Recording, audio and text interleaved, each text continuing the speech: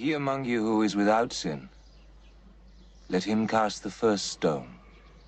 The Anarcho-Christian Podcast, evaluating the relationship between the Christian and the state. Give us a king to rule us when you're gone.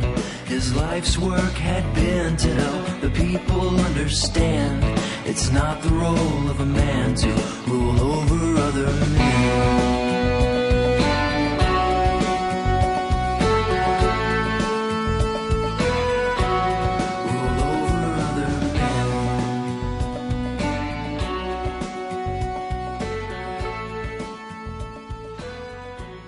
Hi everyone, welcome back to the show. The death penalty is a contentious topic, even among Christians. There are a few different arguments that can be made, each dealing with a different part of the discussion. On one hand, we can discuss the state's sad track record of executing innocent people because it is inept or because of its corruption. While it won't be argued if either exist, the conversation will still get back around to it being a necessity to preserve peace, protect others from future harm, from violent individuals, or just straight up executing justice. On this episode, I'd like to scope in really close to just one concept in this debate. The question, who is qualified to kill? Who is qualified to throw the switch? Who is qualified to administer the lethal injection? And of course, this being a Christian show, we need to keep within that context. Now, before we get into this, I know that there are probably very different opinions even among a handful of you listening. And those differences in opinions will vary from entrenched theological understandings to very personal experiences. I want to start by saying any opinions that I express that might differ from yours are in no way an attack on your position of biblical study, and especially not at all a disregard of your experiences that are most of the time deeply emotional and filled with a lot of personal tragedy.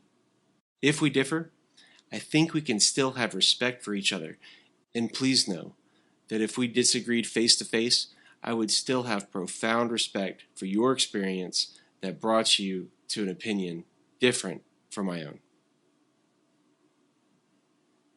Which brings me to my next disclaimer. I usually present other content or perspectives that I primarily want to get out there for others to consider. But this time I'm giving you something that I personally believe, and I hope to lay it out soundly. So to lay some groundwork, the Christian political sphere generally consists of these three categories: theocracy, theonomy, and anarchy. Of course, within those three categories are an endless supply of subcategories. But let's stay out of those for this episode.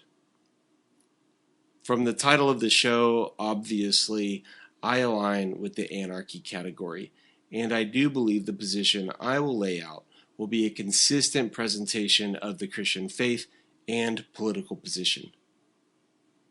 Therein lies the challenge to the other two. If I'm consistent and the others differ, the others are therefore, by my position, inconsistent. That's the implication. But let's just walk through it. All three categories claim the same standard for morals and covenant understanding, yet will have a different conclusion when it comes to the death penalty. So let's look at theocracy, the far opposite of anarchy, if they were placed on a left-right spectrum. Theocracy is a form of government with the church legislating everything legal. This can happen in any religion, and there are active ones in the world that are Muslim, Hindu, and Buddhist. These countries qualify as a theocracy when the religion's rules dictate the state's laws. So Christian theocracy, how it typically looks today, doesn't really exist. It has in the past, be it Protestant or Catholic, and in both occasions quickly become brutal. I don't care which denominational side you fall on, an honest and without excuses, nonpartisan dive into the events of Protestant or Catholic theocracy leads to horrific events. But let's focus on the proposed theocracy from evangelical Christianity today. It is a bit subjective, but I think I've had enough experience with theocrats to give a general idea of what it would look like. Pretty much, a Christian theocracy today, expressed as such or not, is a desire to have a nation state that is run by major points within Mosaic law. This includes the moral, civil, and ceremonial aspects of God's law in the Old Testament. How this looks in reality is, to be honest, arbitrarily focusing on the moral sins with the maximum punishments expressed in the Mosaic law.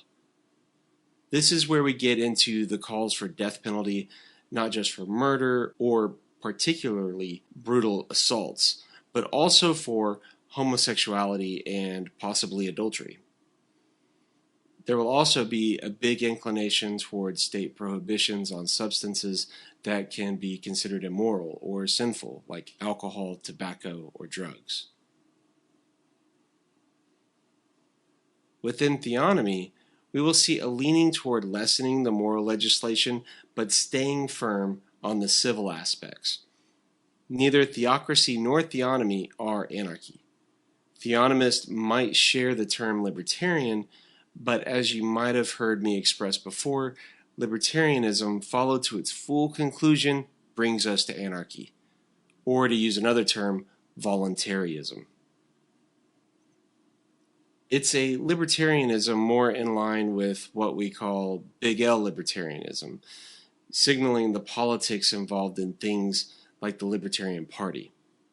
Again, there are a lot of nuances within these categories that we could split hairs over. At any point, an objection could be made. Well, I think this, or I think that. Again, this is very general and high-level stuff. I'm not assigning a lot of specific stances for every person within the categories. Anarchist is the only of the three categories that will be against the death penalty. Where theocracy and theonomy might have different levels of qualifiers for capital punishment, they both endorse a state enforcement of the death penalty, regardless of how small that state is. Either a strong central police force, or a small tribe, or a mob that enforces capital punishment, it is a state. It has the monopoly on violence. It is the authority that reserves the right to kill another person. I might say here that I believe there is a case to be made by anarchists that might endorse a death penalty carried out by a vengeful group of victims or representatives of the victims. But again, anarchy is the only of the three that considers the abolition of the death penalty from the state and the restriction of the individual from carrying it out. Not saying that all anarchists will be against the death penalty, just that it is the only of the three categories that will have a position against it. So at this point, let's look at what the death penalty is. It is very important that we separate it from killing someone in the middle of an act of self-defense. We need to stay very clear that the death penalty is a punishment after a crime has been committed. It is an execution after a judgment has been made considering the person's guilt and the adequate punishment of being killed. Punishment is retroactive. It is not the same as someone dying while trying to kill another person at the hands of that person, or from a third party protecting the victim. Okay, so what is all this leading up to? My question at the start of this: the question I think every Christian should ask: who is qualified to kill? Who is qualified to be the executioner? Christians in the United States have historically supported the death penalty by a wide margin.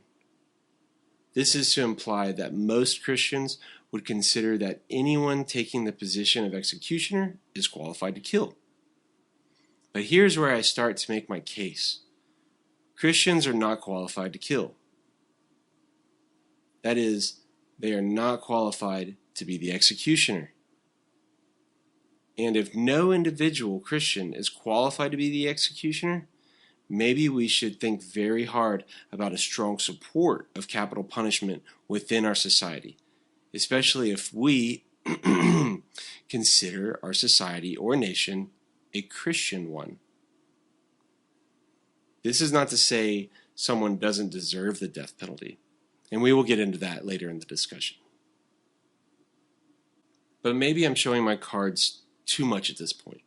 Maybe you're starting to object. Let me lay out my position as to why. And how do I do that? By consulting the Bible, of course. We are not going to appeal to our sense of justice, tradition, nor established rules of law. All valid positions to consider in different conversations, but we will only look to the Bible here. The irony being that support for the death penalty is found in the Bible too.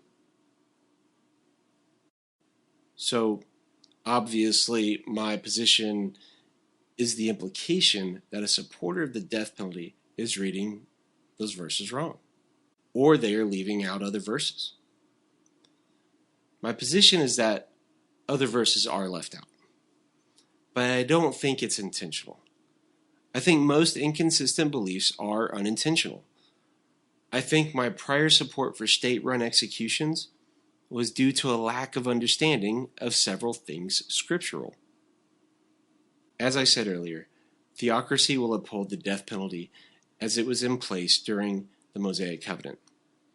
And theonomists will use the existence of the death penalty in the Old Testament as a rationalization of implementing it now.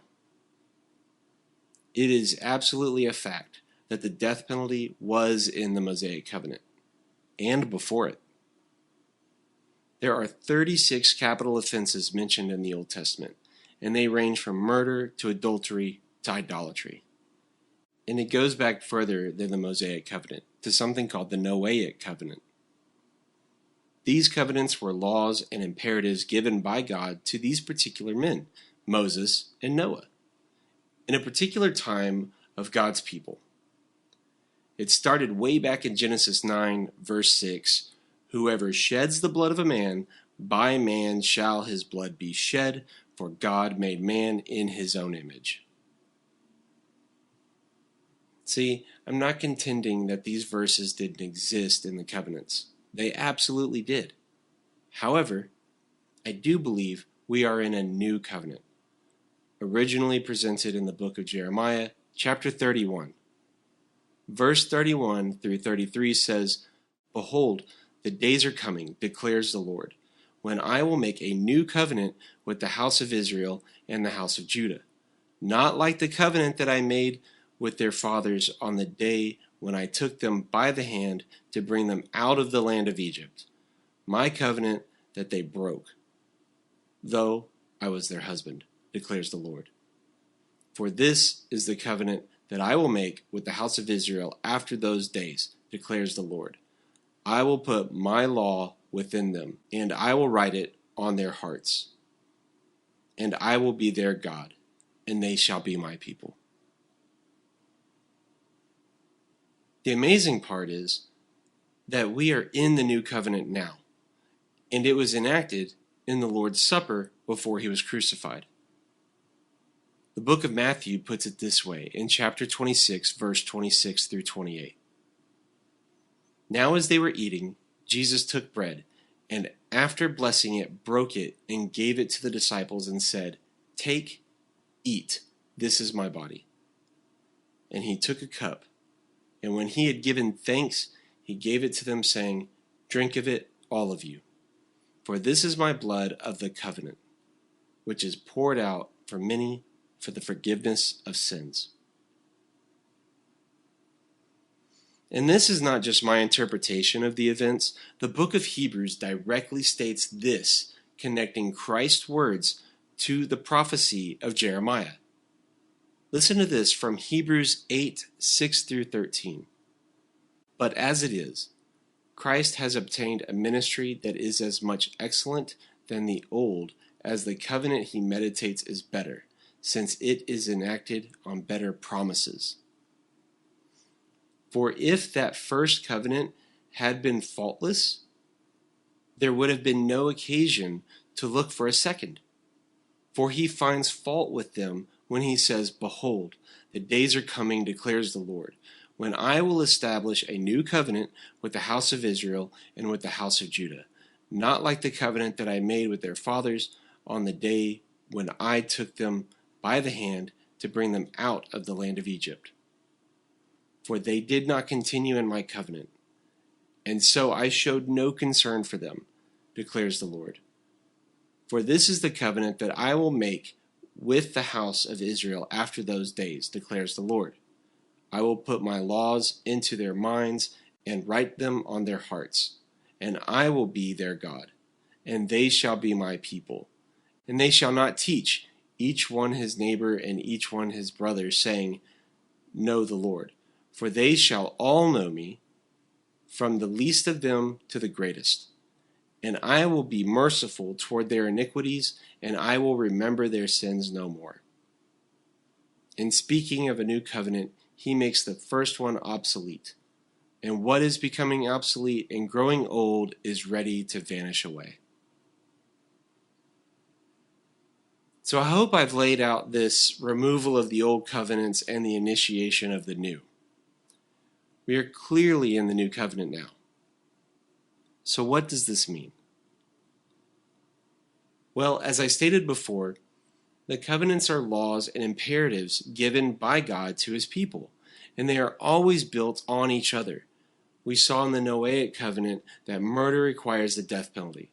Then we see it expanded to more sins in the Mosaic covenant. So what does the new covenant say of those who deserve the death penalty? Just murderers? Or murderers and idolaters? And all the other sins that were listed by Moses? It actually says all sin is deserving of death. Wait, all sins? Like any sin? Even little things like lying or lifting a candy bar from the gas station? Yep. Romans 6:23 says, the wages of sin is death. So doesn't that sound like a really strict theocratic view of things? Maybe. But let's look a little closer at who are these sinners that deserve death. Romans 3:23 plainly lays it out. All have sinned and fall short of the glory of God. Wait, there's that word all again. All sin deserves death, and all have sinned. The new covenant has built upon the prior and now all, everyone, you, me, everyone deserves the death penalty. But hang on, any theocrats that might be listening, don't start prepping all the electric chairs and building gallows for mass executions. I said you deserve it too. This may be startling, but it is a basic tenet of Christianity. That tenet being that we all deserve death, but Jesus took that punishment for us so that we can have everlasting life. So where do we go from here? I think my next consideration will be to the dreaded Romans 13 passage. That is where I'm anticipating you're going right now. What about the sword in verse 4, that the governing authority does not bear in vain? Here's where we need to back up to chapter 12. Remember, this is a letter written by Paul to the Christians in Rome that were under horrible persecution. Originally, there were no chapter breaks, and the end of chapter 12 tells us the marks of a Christian. We see the exhortation to Christians to practice virtues such as love, abhor evil, be patient in tribulation, and show hospitality. Then there are a few others that start to come into conflict with the actions of the governing officials described in Romans 13, like bless those who persecute you, and repay no one evil for evil. But if we are to compare Romans 12 to Romans 13, I want to really zero in on verse 19 and 20 of Romans 12. Beloved, never avenge yourselves, but leave it to the wrath of God. For it is written, vengeance is mine. I will repay, says the Lord. To the contrary, if your enemy is hungry, feed him. If he is thirsty, give him something to drink. For by doing so, you will reap burning coals on his head. And just a few sentences later, chapter 13, verse 4, remember, there's no actual chapter breaks here. Paul says that the governing official does not bear the sword in vain, for he is the servant of God and avenger who carries out God's wrath on the wrongdoer. So how can we Christians fulfill the commandment to act in chapter 12 by not avenging ourselves, then to be a Romans 13 God's avenger? The point being, there is a conflict for a Christian to be a Romans 12 Christian and an agent of the Romans 13 state. They can't coexist. It's a contradiction. If a murderer is put to death by the state, he most assuredly deserved it by God's words and his standard. But should you carry it out? Not if you're fulfilling our instructions in Romans 12. The claim against someone that doesn't support the death penalty is that you don't think anyone deserves it. Biblically, as I believe I've shown, is that we all deserve it. Yes, a murderer deserves the death penalty. A funny accusation that usually pops up is that if you hold this view, you must be an antinomian. That is, you must believe that we are free to sin with no consequence. I hope you see from this presentation that this is far from the truth.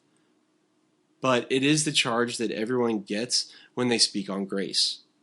It makes sense because justice is in our nature. Even the Apostle Paul had to address this in Romans 6. What shall we say then? Shall we go on sinning so that grace may increase? By no means. We are those who have died to sin. How can we live in it any longer? And I do find it similar to the charge that libertarian equals libertine. I think it's just a misunderstanding, but it is something thrown in the face of the Christian libertarian. I'd like to go into that a little deeper in another episode, one of these days. Now, to anticipate a likely next objection, this death, that is the wages of sin, is spiritual. True. But the Bible speaks of two deaths, the body and the soul. And we see many times in the older covenants that the new covenant has been built on and done away with, that God killed people that sinned. We all deserve to die, body and soul. Voddie Baucham put it well when he looked back on the grace of God, and he said this: how on earth can a holy and righteous God know what I did and thought and said on yesterday and not kill me in my sleep last night? Jesus expanded this understanding in Matthew 5 when he said, "You have heard that it was said to the people long ago, 'You shall not murder,' and anyone who murders will be subject to judgment. But I tell you that anyone who is angry with a brother or sister will be subject to judgment. And You have heard that it was said, 'You shall not commit adultery.' But I tell you that anyone who looks at a woman lustfully has already committed adultery with her in his heart." Jesus is equating the physical and spiritual sin to the physical and spiritual punishments. And here's another interesting thing to consider with Jesus and the death penalty. John shows us in chapter 8, "But Jesus went to the Mount of Olives. Early in the morning he came again to the temple. All the people came to him, and he sat down and taught them. The scribes and the Pharisees brought a woman who had been caught in adultery, and placing her in the midst, they said to him, 'Teacher, this woman has been caught in the act of adultery. Now in the law, Moses commanded us to stone such women. So what do you say?' This they said to test him, that they might have some charge to bring against him. Jesus bent down and wrote with his finger on the ground. And as they continued to ask him, he stood up and he said to them, 'Let him who is without sin among you be the first to throw a stone at her.'" Jesus is clearly showing the qualification of the would-be executioner: to be without sin. Again, the wages of sin, all sin, is death, and all have sinned, all deserving of death. And even then, we have God in the flesh showing grace, giving us our first view before Paul in Romans 12, who is not qualified to carry out a lawful execution. And that is sinners. Sinners that are deserving of the same fate. And the one person there that was qualified to carry out that sentence showed the same grace he tells us to show in the Sermon on the Mount, and the same actions Romans 12 tells us to show. This is not about if people do not deserve the death penalty, which is where this always goes, but it's who is qualified to carry it out. So my question to round this all out, to the theocrats and the theonomists: when you carry out the death penalty on the deserving, who do you start with? Your neighbor or yourself?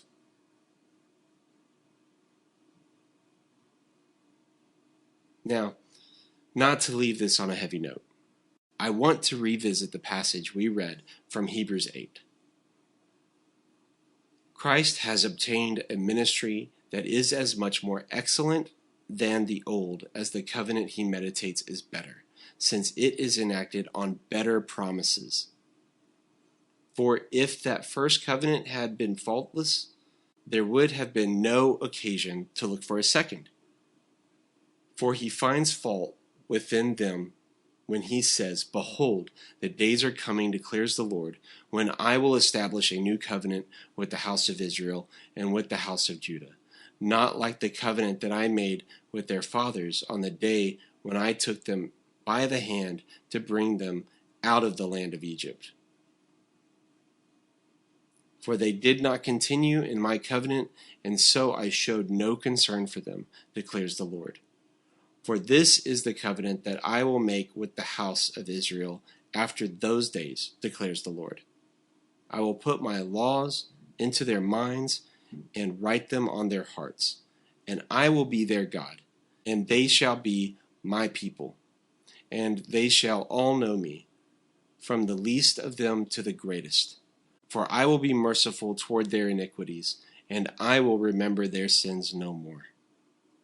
In speaking of a new covenant, he makes the first one obsolete, and what is becoming obsolete and growing old is ready to vanish away.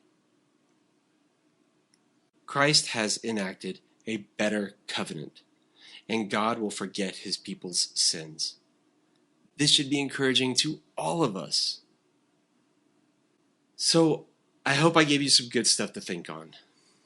Don't forget to subscribe to the Anarcho-Christian podcast on whatever podcast you're using. If you're not sure where to find us, visit anarchochristian.com/subscribe. There you'll find links to subscribe to the podcast on iTunes, Stitcher, Android, Google Play, and YouTube. If you're enjoying the podcast, please consider letting us know by leaving a 5-star rating and review on iTunes or wherever you catch the episodes. Also, like and share the episode on Facebook or the other social media sites. You can support the show with a monthly donation through Patreon. Visit the support tab on anarchochristian.com. That will take you to our Patreon page where you'll find a few ways that you can support us. And don't forget our Amazon store where we have some cool t-shirts and hoodies. If you follow the link to Amazon from the website, anarchochristian.com, if you do your Amazon shopping through that link, Anarcho-Christian will get a small commission at no additional charge to you.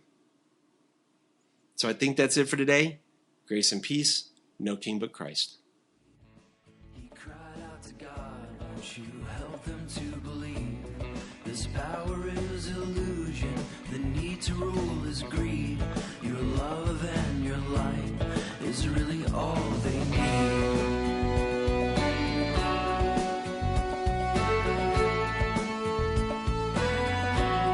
It's really all we need.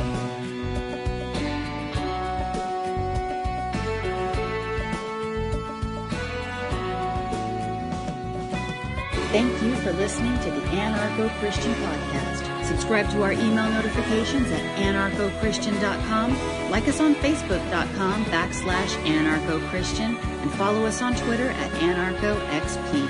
Subscribe to our podcast and YouTube to join us next time as we continue to evaluate the relationship between the Christian and the state. No king but Christ.